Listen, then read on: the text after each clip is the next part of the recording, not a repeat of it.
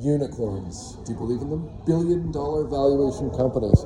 And how many have been born in Africa? How many more might be born in Africa? You might be wondering. It's about 11. I think I have heard that number, 11. Maybe the next one is AYOBA. What is AYOBA? Is it an everything app? We're about to find out from the head of business development. Hi, I'm David. We're an African super app made in Africa for Africans. 35 million monthly active users. I think one thing that is important to remember as you're trying to build a unicorn like we're doing here is to have that on the ground presence and make sure what you're doing is impactful and actually relevant for these users. So yeah, it's been an incredible journey, and hopefully the next time I speak to you, we'll be a true African unicorn coming through. Vitally important. You guys are providing things like career tools for people below the poverty line. Is that right? Absolutely that. So access to government tools, access to educational content. Healthcare is a key priority to what we do, and making sure that they can do it data free as well, because in a continent that's so strapped between different things like that, especially below the poverty line, being able to take care of at least one problem like data and give access to those tools is something that we really excel at, and it's really making a difference. For the full-length video, we got to explain this a little bit. When you say data free, you don't actually mean free of using data. What you mean is the user doesn't pay for the data. That's correct. And the magic, how you make that happen, is that you're fully owned by MTN, one of the largest cell phone networks. Is that right? Absolutely that. So that was one of the things that we realized early on, is that if we're committed to this, we need to make sure that those users can get those benefits, and having MTN as part of it has really helped us drive that value home, because they're able to help us give over that data. So basically the mobile data company, MTN, the cellular services provider, gives the data free of cost. What's in it for them? It's new user base and essentially tracking it over. So that number one helps with that drive to digitalization and tools and access, and it gives a sustainable way to be able to get these users onto the platform and hopefully convert them to an MTN subscriber at the end of the day. Okay, so you give them something for free, which is access to your suite of tools, whether it's communication, music, games, businesses, everything. Or if I actually want some education, I need a doctor, there's aspects of the app that provide services. Correct. Free of data charges, and that might make me eventually become a subscriber to MTN, and then into the extended digital services as well. So some of our fintech services like Momo, it drives you into the MTN family, and then hopefully across the end. And then if somebody's wondering, how do you get to a billion-dollar valuation company if you're giving away services? So people eventually do pay for services on the app, correct? So not the end user, the businesses that join. So in order to be on the platform, with things like our e-commerce side that's coming out now, our marketplace, it gives businesses an opportunity to sell to this user base. So we've always been a firm believer in build your user base first, monetize second, and that's allowed us to get this. So anything from the communication side, being able to talk to our customers, the whole key has always been to keep the front end to the customer free, but to eventually start charging that to the businesses that join that can get in front of our users. Brilliant. Okay, so you've grown this massive base of users, and then the businesses pay for the privilege of being able to sell to all these people. Absolutely. Instant access to 35 million monthly active users. So that's the real benefit at the beginning, but you'll find that it also means that it's a different type of audience. So what a lot of businesses that join us find is that essentially these are users that they may not have potentially spoken to before, because our user base is quite unique, is that it's like I said, on the low end of that LSM, and it really helps to bring in that new type of business straight off the bat. Now, we've talked about the companies where you've had the adventure of expanding to. You're a native South African, you've worked outside of South Africa, and one of the places that you mentioned to me is Lagos, Nigeria. Yeah. And whether it's Ghana, Nigeria, South Africa, where else are you guys in Africa? So Cameroon, Ivory Coast, Eswatini, Botswana, anywhere you can find MTN, you'll find AYOBA, but you can also find us in Kenya, Egypt, Morocco, Tunisia, truly Pan-African. But hey, heads up, not that many users outside of African countries. What was the lesson you told me about to get from 0 to 35 million monthly active users, meaning recurring users? Yeah. What was the secret? This really surprised me. Yeah, I mean, one of the ways that we did it was on the ground. So what we call foot soldiers, essentially. And what they do is they go into markets and they help users on board. So we call them DTT agents, and they actually go and get users to sign up to AYOBA, train them, get them going, and to create that recurring thing. So literally someone dressed in an AYOBA shirt on the ground, in the markets, driving signups and driving people on how to actually use it. Because that was our biggest problem, is that you can sign up, but if that user doesn't come back, what's the point of that? It's fake numbers. But with this, we're able to have that recurring use, and it's turned out to be quite a great strategy for us. So this is a huge shock to me. I thought that if it's a platform online, what does physical presence in the market matter? But remember, data is a problem as well. So being able to get that data-free message across, sorry to interrupt you, get that data-free message across is one of the biggest earnings, because you can have the platform, but if people think, oh no, it's going to cost me data, that's where the challenge is. And if they don't have data, they can't even see our ads on Google. So that on-the-ground presence is exactly what was needed. And the other aspect that's stuck in my mind is trust. People still want to see a human. Absolutely. At least, do you know if this is typical outside of African countries, or is this more of an African country? I mean, I would think it's quite unique to Africa, and it's one of the challenges that businesses have. I mean, even for us, it's not cheap to do something like that and to have acquisition like that. And I think it was just our way to get that quick off the ground trust for the users, because when you're a new player, that is very difficult. Everyone knows WhatsApp, everyone knows that, and AYOBA being in the communication space, that was our strategy to uptake. It is absolutely fascinating. The last thing maybe that we should talk about, I wouldn't have asked this question a few years ago because I would have felt like it's almost inappropriate to ask, but we already talked about apartheid, the legacy of apartheid. You remember that once you were in school, there was already integration. Yeah. But now you're going to other African countries. You're a white dude from South Africa. Yep. How much does that impact? Are people able to overlook that and they understand, hey, how does that, does race still matter when you go to a new country and you're the face of AYOBA? Yeah, I mean, absolutely. It's funny when you say made in Africa for Africans, and then this guy rocks up in Lagos or Accra or something like that. But I think with Africa, at least in my experience, and as a South African as well, it's all about your commitment and it's all about your follow through. I think what a lot of companies don't do well is follow through. They know Africa's the potential to make money. They know that there's revenue to be made here, but they come in, make it, and leave. And I think as soon as you can come in with that right intention and also understand it to a degree, some of the challenges we face here in South Africa, it doesn't matter if you're white, black, anything like that, those challenges carry across the continent. And as soon as you are, number one, empathetic to that, it really does help. But I mean, it's a fantastic question because I get asked it a lot. But I think if your intention is right and what you're trying to do is truly going to make a difference, that slips away quite quickly. I'm going to quickly share that that's been my experience too. I'm surprised that I don't get more blowback or critiques. Thank you very much, sir. Do you want to be quickly on camera? That is the legendary venture capitalist, Zachariah George. Hey. Cool. Are you with AYOBA? Yeah. I know you guys really well. Yeah. Edo and Burak and everyone. Great job. No, and thank you for inviting me to be here today. We're learning all about AYOBA and why you need personal presence. And we were just commenting on the fact that once people see your intention, they're able to look right past the fact that who is this white guy rocking in being the face of AYOBA. Yeah. Are we getting there? Are we getting to a point where race is really secondary, or people get past it pretty fast as long as they feel intent? Yeah, as long as there's intent and there's purpose, I think people can look past that. Yeah. But you have to have the right intent and purpose. And follow through. And it's a hell of an icebreaker. It's a hell of an icebreaker. To talk about, what the hell are you doing here, David, right? I gotta run. Okay, see ya. Have a good class. Yeah. I was about to say the same thing, but I have not gotten much blowback from running around, shoving cell phone cameras in people's faces and asking questions. I mean, there might be a moment of why is the camera so close? And I explain it's to hear your voice on the microphone. And then they're like, oh, okay, I get your intent. And thank you, everybody who's ever tolerated a cell phone being shoved in their face. Only appreciate it. I've learned to explain why. But no, more seriously, and get back on the point, if there is something I've learned that confirms what you're sharing, don't be worried if you're the fish out of water. Yeah. You got to listen and be sensitive. I can't believe I'm the one conveying this message. But if people feel positive intent, there is follow through. You're not being a jerk. You apologize when you get things wrong. and you try to deliver some kind of value to people. Absolutely. I mean, I mirror that completely. Just be intentional and make sure that your purpose is true, exactly what you're doing, because that's where I've, again, seen success in my career, is that I've always said as a salesperson, at the end of the strip away all the titles, I'm a sales guy.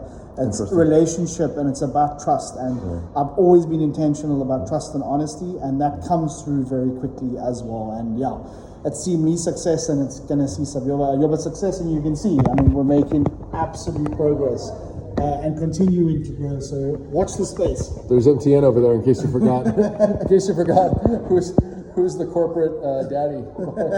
We call them our corporate daddy, yeah. I think that's John Oliver's line. Anyways, but the point is about MTN, by the way, I asked about this. They don't actually control you. You're operating independently. They just happen to own you. Absolutely. So they are essentially all of the money. That's where the money comes from. Right.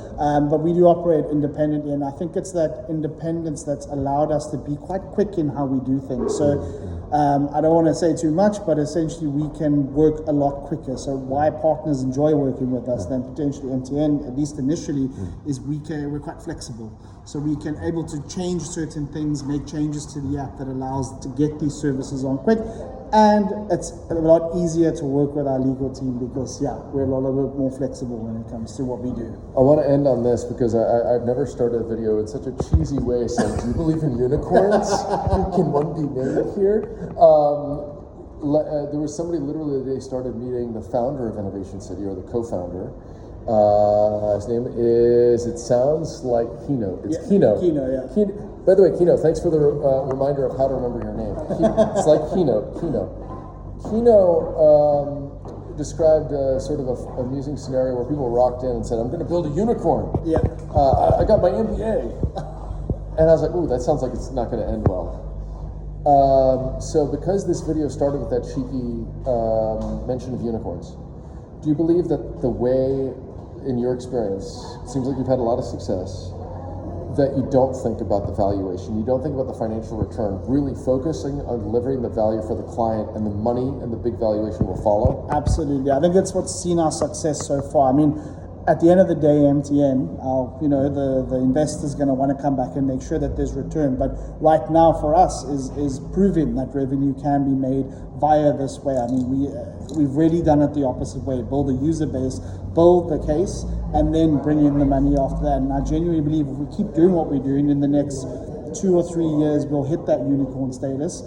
And I do think, I genuinely believe that AYOBA is the next South African unicorn. I just want to claim the title of the King of the Americas on AYOBA, because the AYOBA super user in America. At least, if not king, if not royalty, the number one user in the Americas, because you think that the African diaspora in the Americas is not that active. Not really. So there's Can you believe it? So I'm throwing out the challenge out there. If you guys in the diaspora don't start using AYOBA and let them know, they might think that I'm the biggest super user. Yeah, who knows? I mean, influencer of the year from the States. I can make it. I can make the award for you if you want it, like our American super user. Do we want that diaspora of the continent out there? So my serious question would be, if I am somebody who's making $2 or $3 a day, and you said that there are these services out there that provide everything from health to education to career services. Yeah. How much do I pay? Can you give us a sense of the actual nuts and bolts? And I think that's my last question. We've both been to Lagos. We've seen how rough it can be for some people, even if they get a phone. There's just actually a lot of people these days. More cell phones in Africa, 3 times as many in Africa as all of North America, right? Absolutely, yeah. So it's a lot of data costs are coming down, even for those who have to pay for it. But what does the experience look like? How much do I have to pay for a doctor visit through AYOBA? How much do I pay for like some kind of a learning credential? How much do I pay for whatever careers? And what kind of career service can you even provide?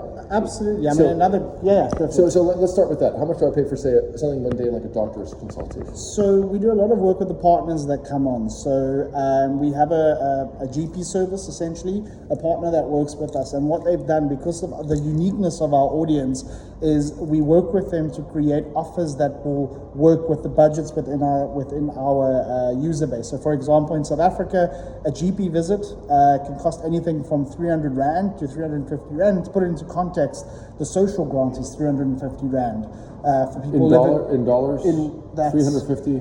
It is $20. Call it $20.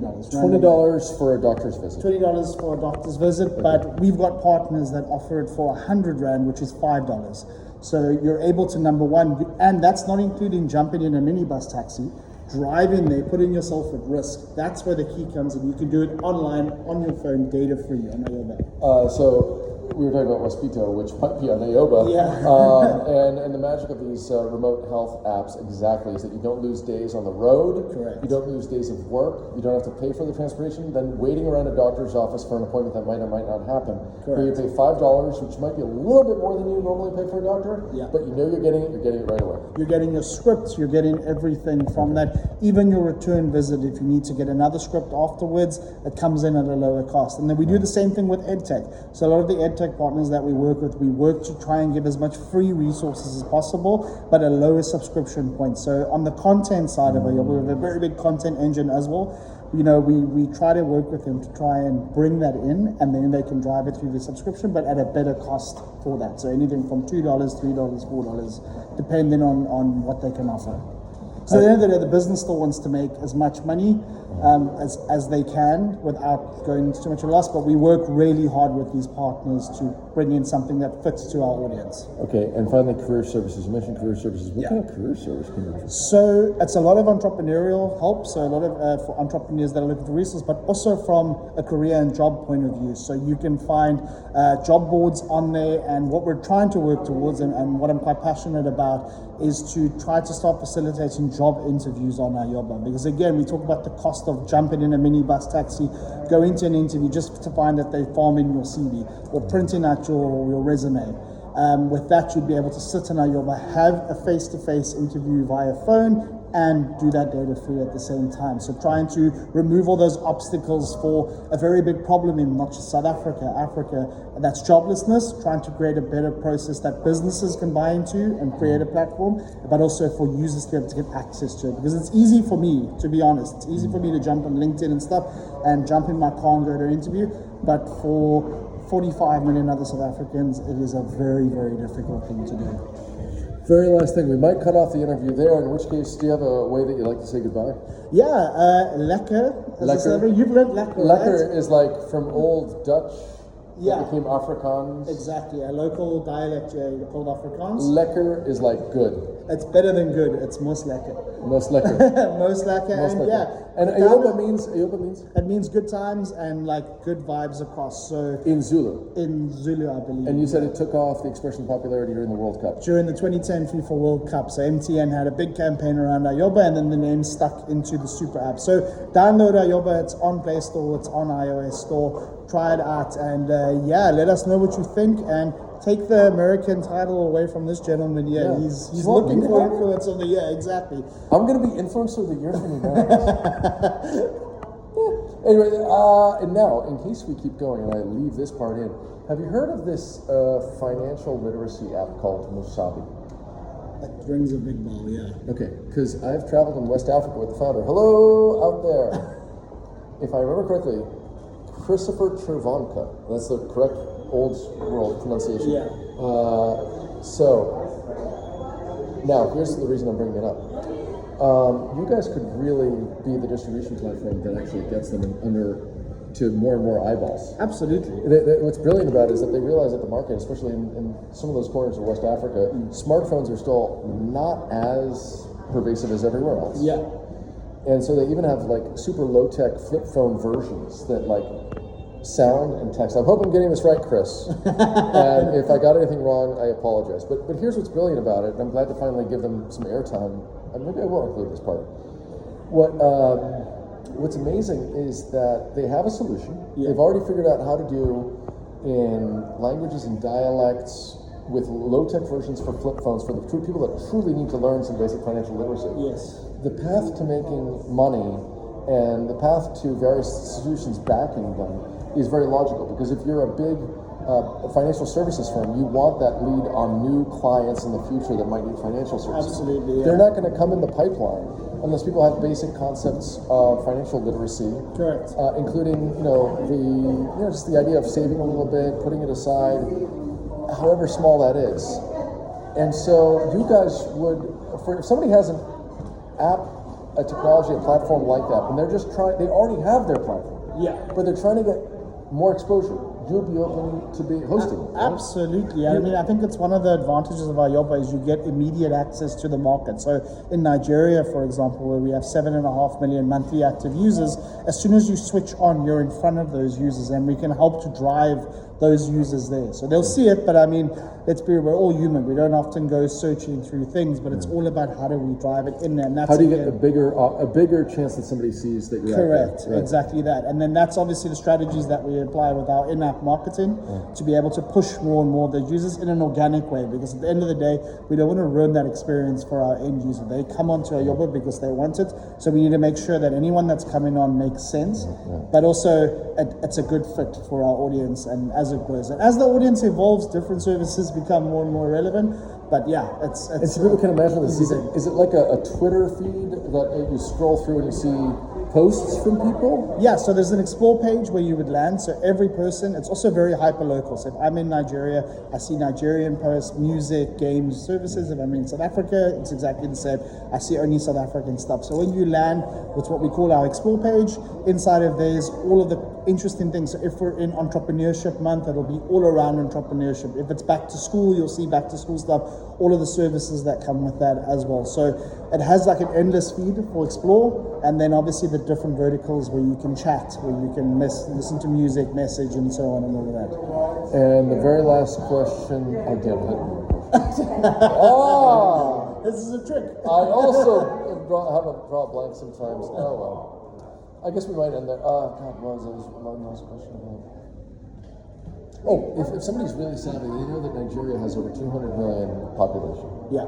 You have 7 million monthly active users, and we talk about it as if it's a big slice of the market. Help me understand, is the cell phone and data access penetration rates actually much lower than 200 million? And is that why we should be impressed with 7 million?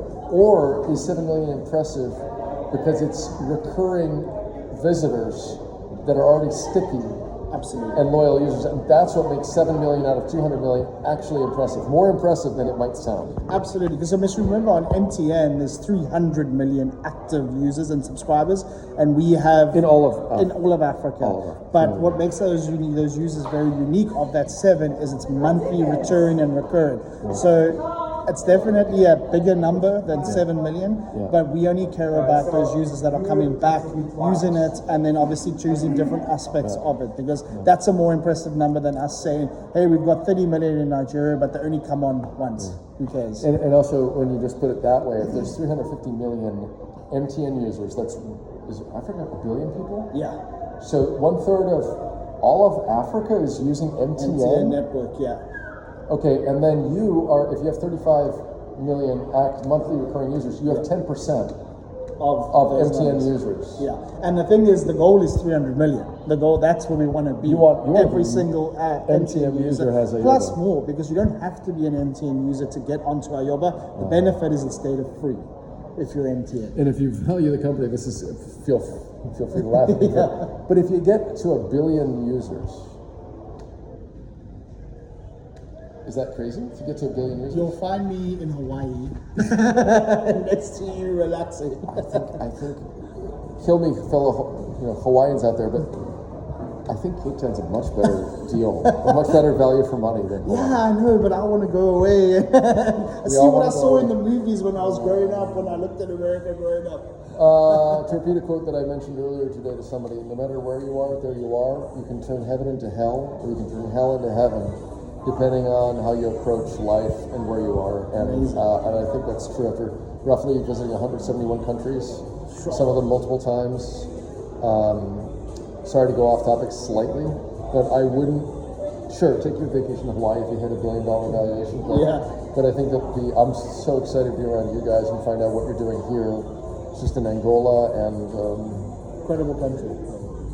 Tough, but incredible. Yeah, but name something exciting that does not involve an aspect of something being tough or hard, or less than perfect. Anyways, any final last words of wisdom? Yeah, absolutely. Just like I said earlier, just be purposeful and remain truthful in what you do, and that always comes across better. I mean, there's only one way that you can really do this, and that's to have true intentions. I think Zach also said it quite well. You know, if people can understand your purpose and understand your intention, you're going to make the journey. And we've had a lot of super apps, not for us, but what we've seen, fall off because they didn't have the right intentions. They were approaching it from the wrong way, and this is the way that we do it, and this is why we're going to be a unicorn, and that intro makes sense. On that note, believe in unicorns. Believe in it and download AYOBA. AYOBA, AYOBA. I tried, and I'm going to get some help because my American cell phone got freaked. Well, it freaked out because I registered an American cell phone here in Cape Town. Maybe the system got confused. Yeah. And we're going to end one more time with the logo. You can head in. I think I got it. You got it. Well. Actually, yeah. Let's zoom in. I can cut that part out when I edit it. There it is. AYOBA, ask for it by name. Search for it. And follow the story. And follow the story of everybody, all the different entities that are out there using AYOBA. All right. With that, we say goodbye.